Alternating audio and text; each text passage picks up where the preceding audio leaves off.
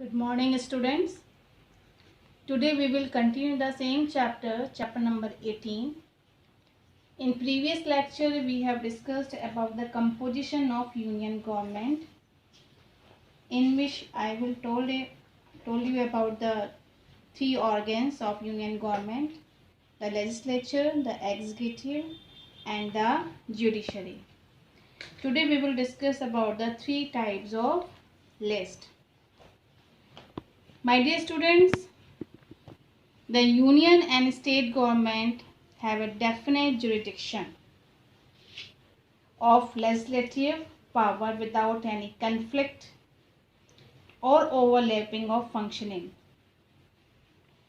The makers of the Constitution enumerated and divide all the subjects on which laws could be made into three lists. So, there are the three lists: union list, state list, and concurrent list. We will discuss one by one. First, union list. In union list, there are total 97 subjects. How many subjects? 97 subjects of the union list. And these all the subjects are of national importance. All the subjects are very important subjects are included in the union list. And only Parliament has the power to make the laws on these subjects. Only Parliament has the exclusive power to legislate on them. So what are the subjects? You can give the examples of these subjects. For example, defense, foreign affairs, war and peace, railways, post office, currency, foreign exchange, etc. These all subjects are included in union list, and these all the subjects are very important for the nation. Second list is state list. In the state list, it contains about 66 subjects. Total 66 subjects are there. I have mentioned the 67, not 67, that is 66. Keep in mind, total 66 subjects are in state list.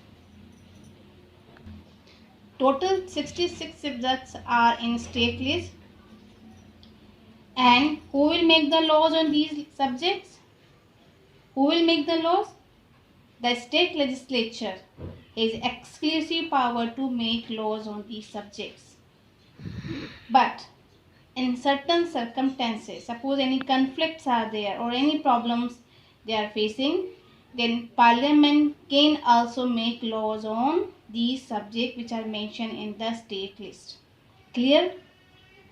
So my dear student, keep in mind, in the state list, state legislature have the power to make the laws, but in circumstances, Parliament can also make the laws.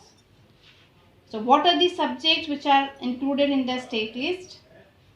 They are police, local government, public health, sanitation, agriculture, forest, etc. So all the subjects you have to keep in mind what subjects are included in union list and what subjects are included in the state list.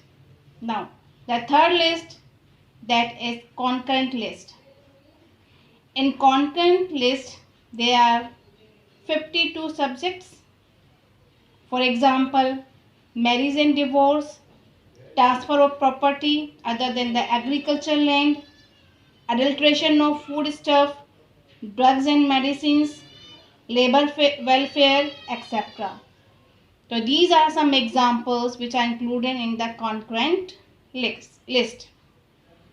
Who has the power to make the laws on these subjects which are included in the concurrent list?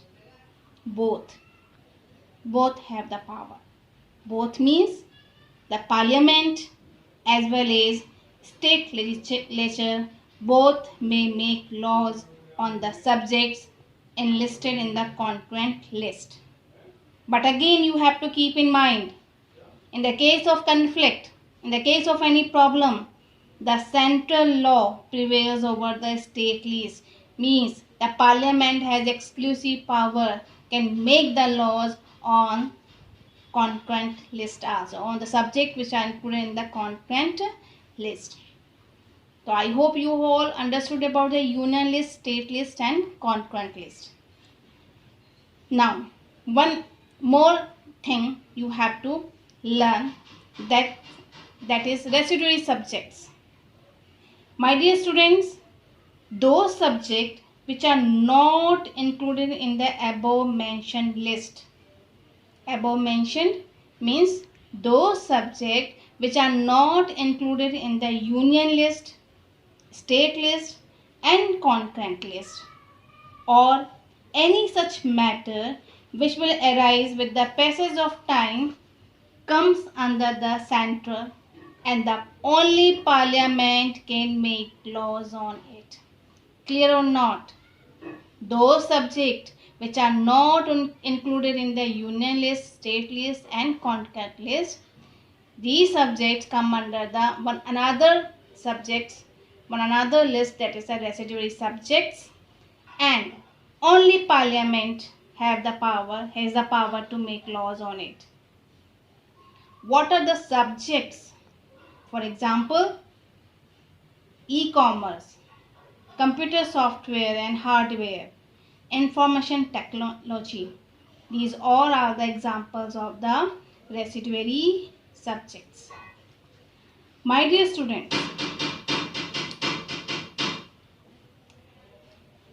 as I told you earlier, that union government has more power than the state government. How can you prove that union government is more powerful than the state government? Because more subjects are given to the central government, and all the subjects are national importance. As you know, in the union list, more subjects are given in the union list, and these all the subjects are the national importance, and parliament has the power to make laws on union list. And if you're talking about the residuary subject, those subjects which are come under the residuary subject, in this only parliament has the power to make the law. This proves that on the union list and residuary subjects, only parliament can make the laws.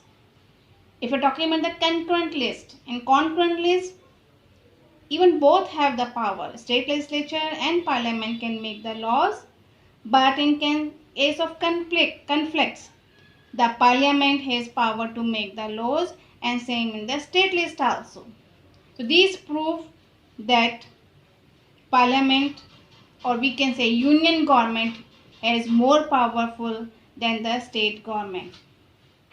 My dear student, earlier in previous lecture, I discussed about India is a federation in the form, federal in form, but unitary in nature.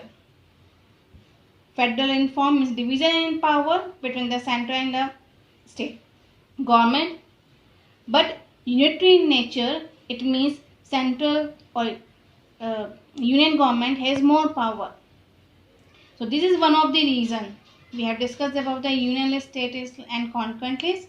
So this is one of the reason that we can say that union government is more powerful than the state government. I hope you all understood about these three type of lists, as well as the residuary subject, and which government is more powerful, union government, and why. I hope you all understood. Thank you and have a nice day.